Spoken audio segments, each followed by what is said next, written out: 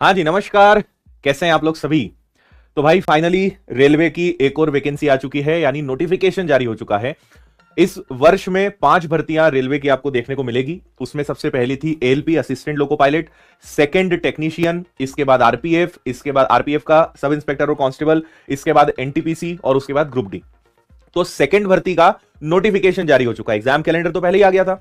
तो आज के इस वीडियो में मैं आपको पूरी जानकारी एकदम क्लियर दूंगा कि कौन सी भर्ती है, कितनी निकली है, एज क्या है, योग्यता क्या है, एग्जाम पैटर्न क्या है, सीबीटी 1 क्या क्या विषय पूछे जाएंगे, क्वालिफिकेशन, हर छोटी से छोटी चीज और स्टेप बाय स्टेप पूरा हम समझेंगे। पूरा वीडियो देखिएगा, सारी चीजें आपको क्लियर हो जाएंगी कि इसमें आपको क्या क्या पूछा गया है और जो बहुत बड़ा डिटेल्ड नोटिफिकेशन है, छोटे से इस वीडियो में सारी बातें मैं आपको क्लियर कर दूंगा। तो आइए शुरुआत करते हैं। देखो, 2 प्रकार की भर्तियां हैं।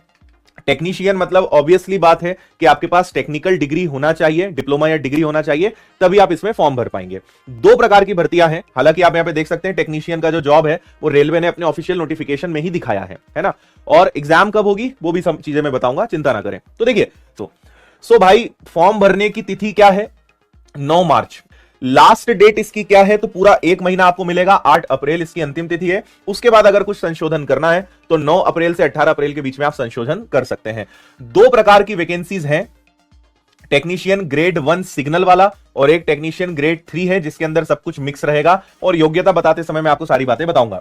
जो टेक्नीशियन ग्रेड 1 सिग्नल है इसकी टोटल 1092 वैकेंसीज है, 1092 वैकेंसीज है। और टेक्नीशियन ग्रेड 3 जिसमें सब कुछ मिक्स रहेगा, इसमें 8052 पद हैं, टोटल 9144 पद हैं।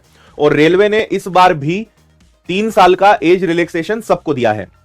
तो मतलब आप देखिए कि जो लोग जिनके मन में सरकारी नौकरी की इच्छा है, स्पेशली रेलवे का अपना एक अलग ही क्रेज है, तो ज्यादा उम्र जिनकी हो चुकी है, जो 30 वर्ष पार कर चुके हैं और बाकी सारे रास्ते उनके बंद हो चुके हैं, तो रेलवे ने मौका दिया है। लेकिन टेक्निकल आपके पास बैकग्राउंड हो और आगे जो नॉन टेक्निकल वैकेंसीज आएंगी उनमें भी आपको 3 साल का एज रिलैक्सेशन मिलेगा।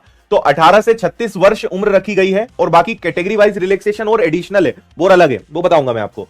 तो टेक्नीशियन ग्रेड 1 के लिए उम्र 18 से 36 है। ग्रेड 3 के लिए जो उम्र है वो 18 से 33 है। इनका अपना एक मेडिकल स्टैंडर्ड है B1 और अनुलग्नक ए है ना, जो अभी एनेक्स्टर ए है वो मैं आपको भी दिखाऊंगा। ये ग्रेड 5 है, लेवल 5 है और ये लेवल 2 है। रेलवे में लेवल ज्यादा होगा, सैलरी ज्यादा होगी, तो लेवल 2 वैकेंसीज है। और ये बेसिक है 19,900, बाकी सुविधाएं और सारी चीजें मिलाकर 30-40 हजार रुपए आराम से इसमें मिलेगा। और ये 29,200 अगर इसका बेसिक पे है तो आप समझिए कि 50-60 हजार से ज्यादा सैलरी आपको इसमें मिलने वाली है। है आप सबके लिए शैक्षणिक योग्यता, तो इसका कैलकुलेशन 8 अप्रैल 2024 के हिसाब से किया जाएगा, ये आप याद रखिएगा, ठीक है। उम्मीदवारों के पास मतलब तब तक आपके पास आपका रिजल्ट या आपका जो भी टेक्निकल डिग्री है, डिप्लोमा है, वो कंप्लीट हो जाना चाहिए, ठीक है। यहां पे आप पढ़ सकते हैं कि वेतन स्तर 2 में तकनीशियनों के पद के लिए पाठ्यक्रम पूर्ण अधिनियम अप्रेंटिस आईटीआई के बदले इंजीनियरिंग में डिप्लोमा या डिग्री स्वीकार नहीं किया जाएगा जब तक कि अन्यथा निर्दिष्ट ना हो। और ठीक है, इसको आगे समझते हैं।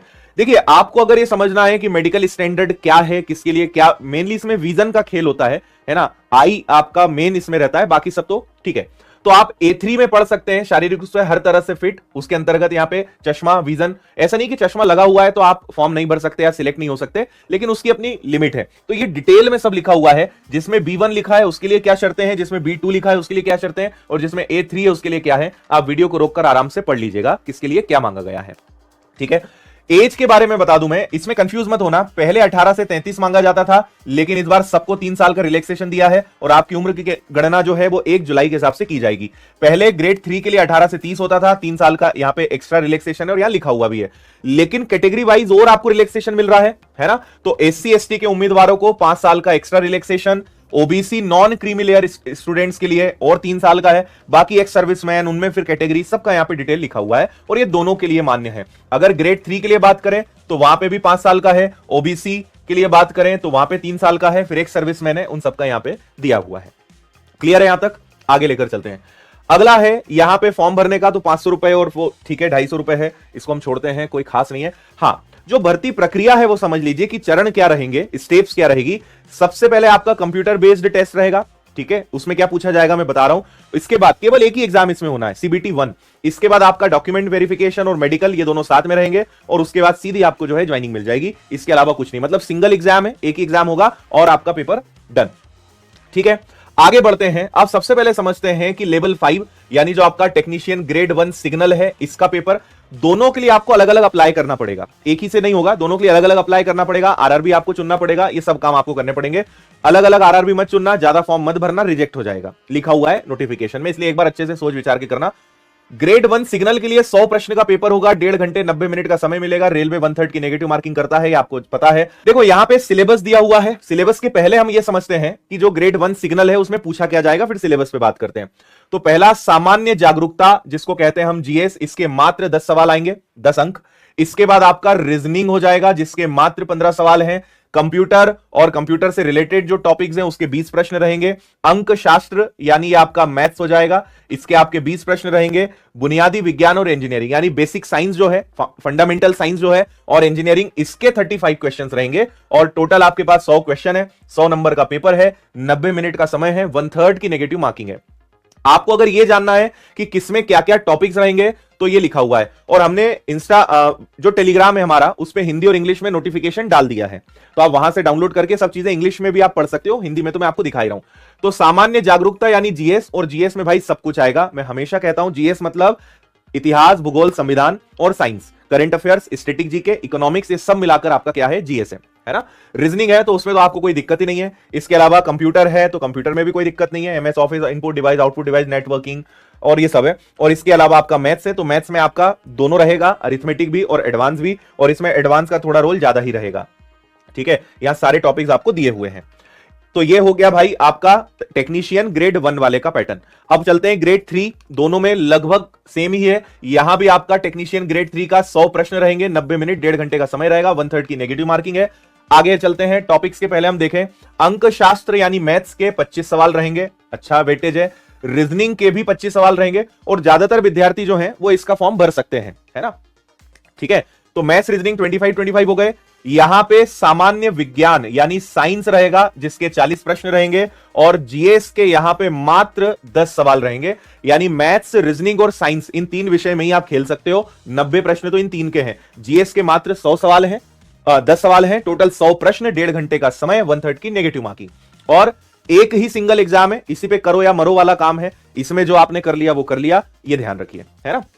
चलिए अब यहां पर भाई आपको मैं समझा देता हूं सारी चीजें। यहां पे पूरा लिखा हुआ है, जैसे टेक्नीशियन ग्रेड 1, लेवल 5, मेडिकल, ये सब नोटिफिकेशन में लिखा हुआ है। अब आप जब यहां पे जाओगे तो आपको थोड़ा सा इसके लिए मेहनत करनी पड़ेगी। जैसे मैं आपको लेवल 5 का दिखा रहा हूं, किसी भी मान्यता प्राप्त विश्वविद्यालय संस्थान से भौतिकी, इलेक्ट्रॉनिक्स, कंप्यूटर विज्ञान, सूचना प्रौद्योगिकी, इंस्ट्रूमेंटेशन में बीएससी या भौतिकी, इलेक्ट्रॉनिक, इन सभी में बुनियादी धाराओं की किसी भी उपधारा के संयोजन मान्यता प्राप्त विश्वविद्यालय संस्था से बीएससी, है ना। या तो फिर उपरोक्त इन्हीं सब से आपका क्या होना चाहिए, 3 साल का डिप्लोमा इंजीनियरिंग होना चाहिए। यानी फिजिक्स वाले, इलेक्ट्रॉनिक्स वाले, कंप्यूटर साइंस वाले, आईटी वाले, है ना, ये सब स्ट्रीम्स वाले जो हैं, आपका या तो बीएससी या उसके इक्विवेलेंट आपका होना चाहिए, या 3 साल का आपका इन्हीं सारी स्ट्रीम से डिप्लोमा जो है होना चाहिए, और उपरोक्त बुनियादी धाराओं में या उपरोक्त किसी बुनियादी धाराओं के संयोजन में इंजीनियरिंग की डिग्री।